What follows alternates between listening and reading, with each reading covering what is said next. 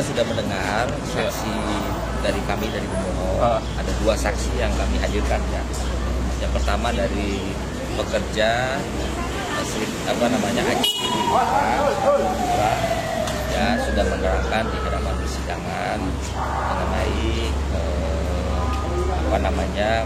tindakan-tindakan pekerja yang memperjuangkan haknya yang selama ini dipahami ada kondisi keuangan yang belum stabil di asuransi Aji Bumi, sehingga itu dilakukan langkah-langkah oleh para pekerja yang tergabung dalam serikat pekerja kepada OJK untuk meminta dilakukan tindakan-tindakan yang telah memenuhi syarat undang-undang.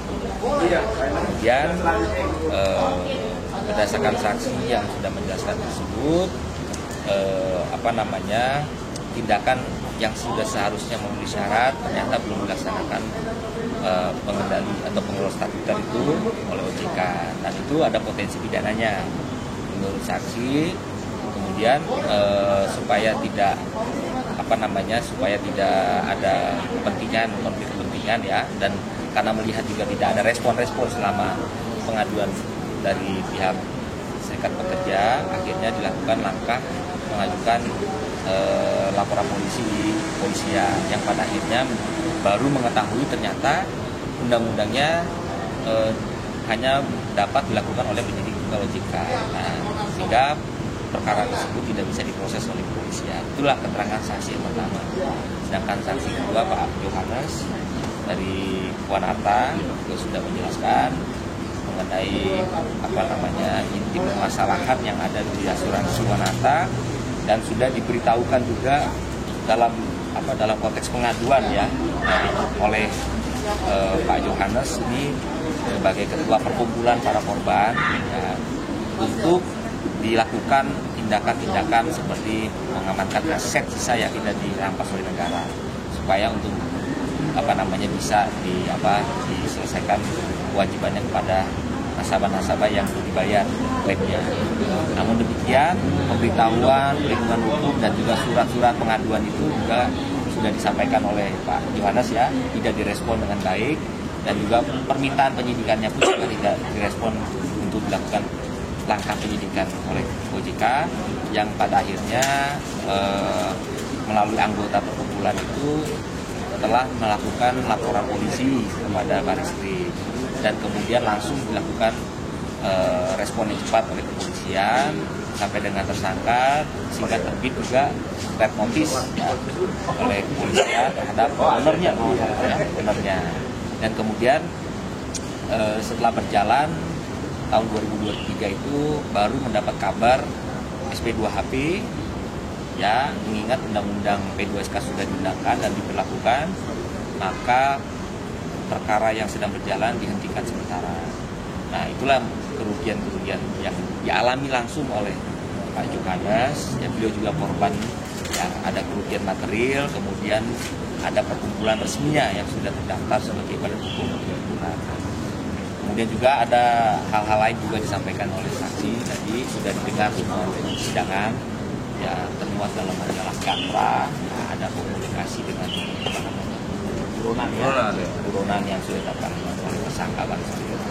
Itu yang disampaikan oleh saksi-saksi yang kami hadirkan pada hari ini ya. Kemudian minggu berikutnya, persidangan berikutnya kami akan menghadirkan 4 ahli. Harapan Bapak kepada hakim MK seperti apa?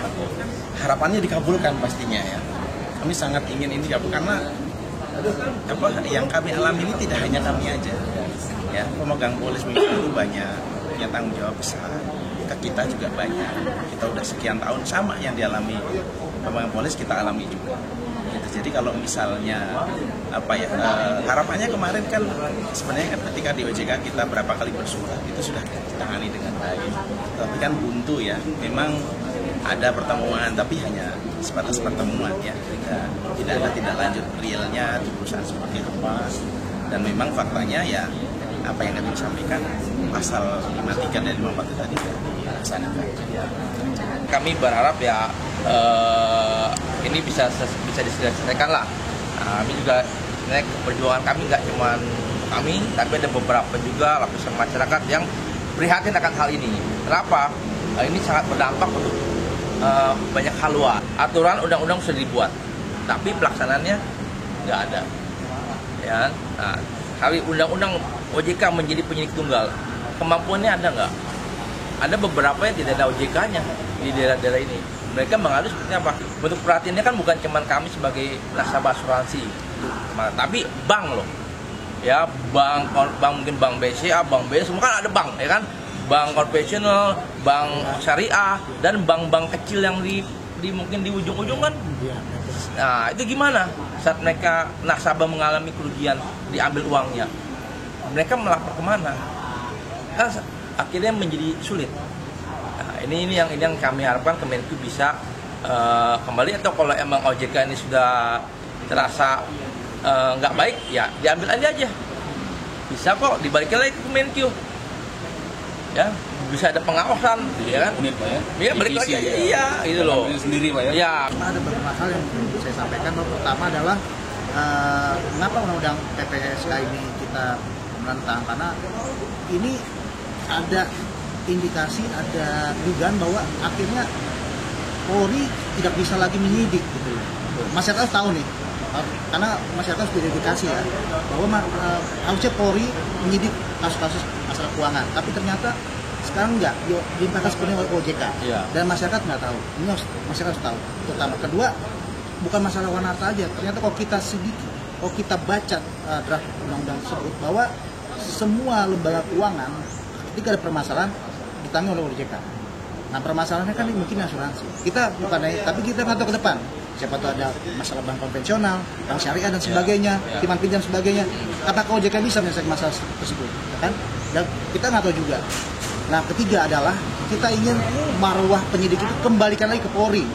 Polri itu adalah lembaga pengamanan tertinggi di negara kita, Polri, selain TNI. Nah, kita ingin Polri ini difungsikan lagi sebagai penyidik. Jangan sampai hanya kepentingan beberapa pihak, Polri akhirnya hilang penyidik itu.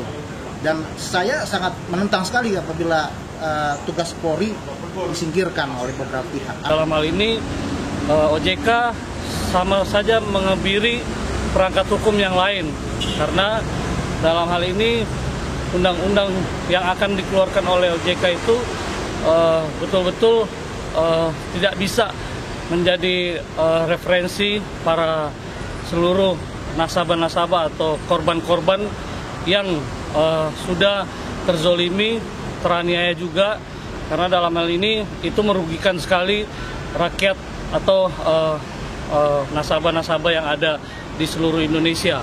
Untuk itu kami aktivis pejuang rakyat akan menyikapi ini dan akan mendampingi terus agar Mahkamah Konstitusi betul-betul bijaksana, betul-betul mau mendengarkan aspirasi dari teman-teman nasabah yang ada, baik itu Anata, Indosuria, dan semua yang kami tangani. Untuk itu kami kembalikan kepada perangkat hukum, gunakanlah hati nuranimu, karena semua permasalahan yang ada di Indonesia itu sangat kompleks dan jarang bisa diselesaikan dengan baik. Untuk itu kita bersatu padu semua, seluruh nasabah, seluruh rakyat Indonesia, mari kita sama-sama berjuang untuk kebenaran.